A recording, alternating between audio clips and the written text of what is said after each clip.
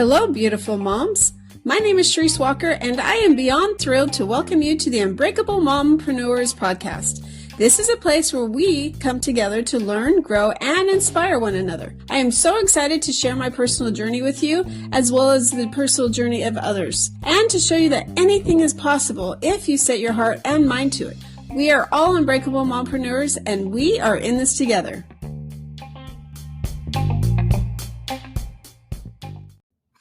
Hello, so welcome to Mompreneurs.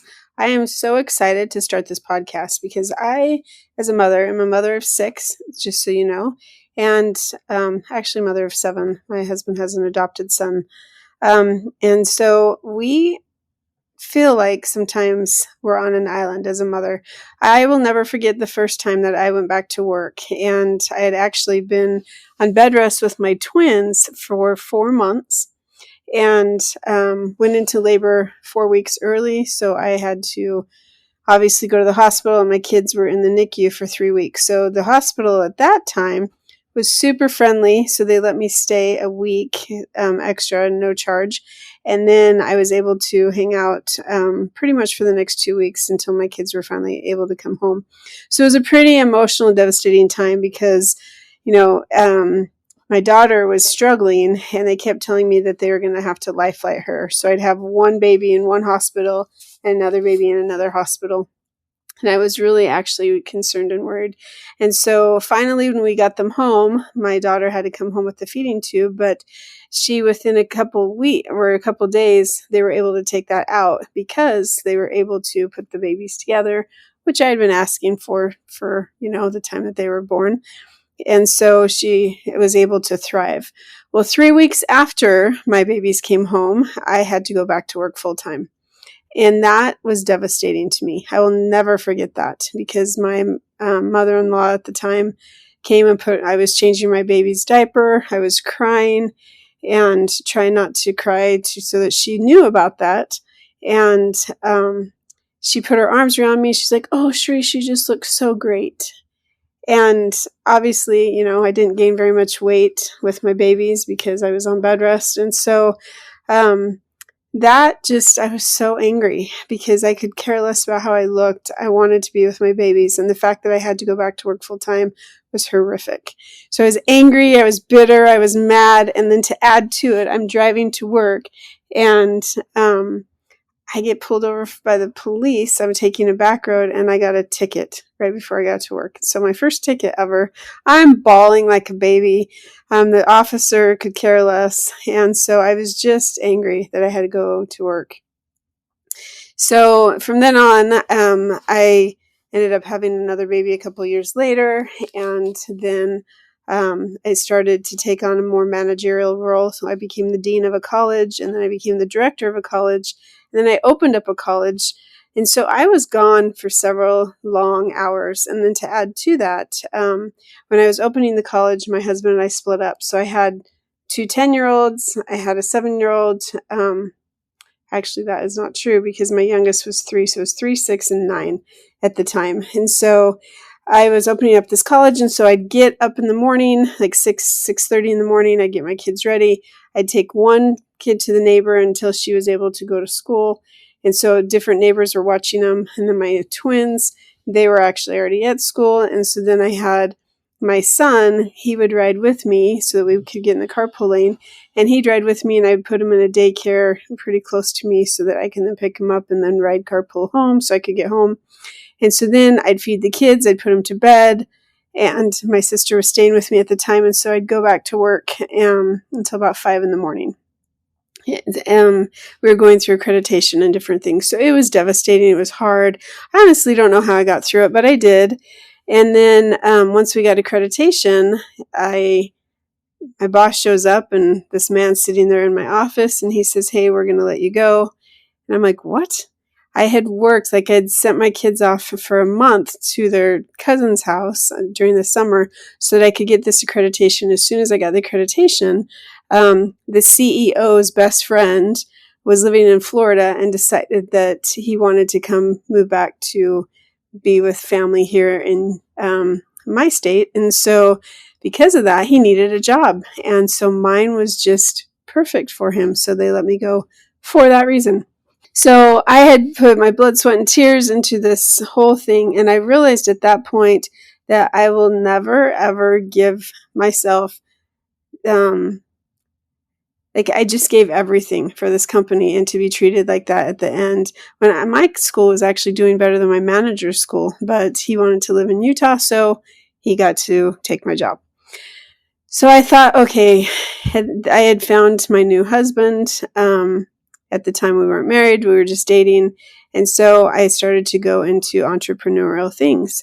And I realized at that point that I was never, ever going to work for somebody else again, because I loved having the freedom to be able to be with my family, and I loved the ability to do that. And I guess I need to insert really quickly that when I was let go from my job, I had contacted some of the people from corporate that I had relationships with, and I explained what had happened. So they actually hired me. They moved me into a corporate role where I was able to work from home. And so that was the time that I learned that I could and did not want to go back to a brick and mortar place. I was able to work from home. So I actually got a pay bump. So it was actually the best thing that ever could have happened. My son at the time got kicked out of the preschool because he was going through some emotional things. So like the day that I got let go, and was the day that my son got kicked out of preschool. And so I truly believe that everything happens for a reason. And I do think it was divine intervention. And so I got to be with my son all day, every day. Yes, I had to work on my computer, but it was the beginning of me realizing that I wanted to work for myself. And so that was actually really nice. It went on for about 9 months. And the crazy thing was I had gotten engaged, and we had gone out of town with his family. And when we got back, like that Friday, I get a call and I was laid off. And that one, they had actually laid off a third or 2/3 of their corporate staff because the school wasn't doing very well. Obviously, if you're going to fire people for ridiculous reasons, like you want your best friend to work there, it's not always going to go well. So anyway, with that school, I got a severance package, and then I was able to get into the entrepreneurial spirit of things. And so I became a realtor, and I've also been doing several other things, writing books and doing some coaching. And so I figured that I would start this podcast because I would love to be able to have a community where we as mothers and mompreneurs can talk about different things. It could be about how to handle children. It can be about how to deal with getting more clients. It can be, what your story is. And so I really, truly just want to help moms be able to have support and be encouraged and to be able to grow their businesses. So I was doing some research, and there's a mom empowerment website. And I'm a very big stats girl. I like to know kind of how many stats. So they say 1 in 3 women that own businesses have children. And so I think the guilt kind of comes sometimes where you feel guilty that you're away from your kids. Like especially right now, this summer, my kids have been home, and I still have to work even though I work from home. And so it's kind of that balance between, taking your kids and going doing things, or making sure that you get your business done. And when do you do it? Do you work until 2 or 3 or 4 in the morning? Or do you get up like at 3 or 4 in the morning and then you work so that they're sleeping? And so, majority of your day and the things that you're trying to get taken care of can be early in the morning or late at night so that you can be the mom during the day. Like, I guess my question would be how, what can you do and what do you do? And so, getting back to the stats, 58% of women want more control over their work schedule. 24% want to start a business that they could pass on to their families. 37% were looking to improve their financial opportunities. 19% lost their job, and 9% didn't have any other job opportunities. And so my goal with this, the Moms Find Hope as well, is that you can realize your potential and that you can identify what you're passionate about.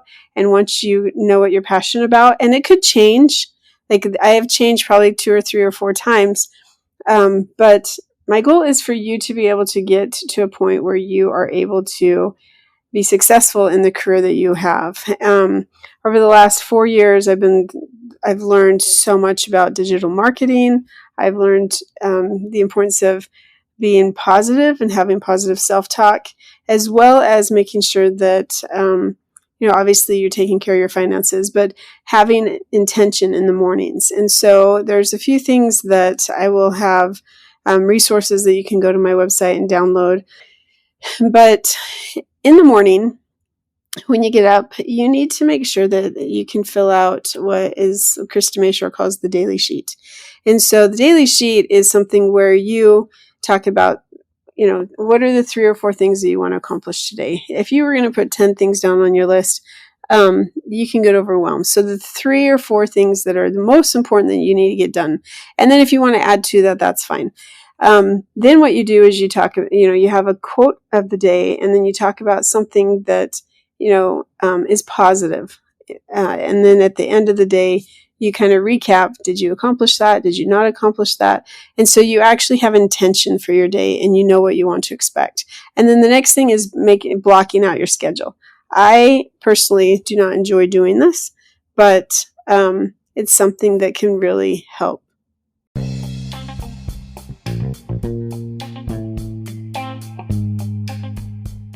Remember, my beautiful moms, you are unbreakable.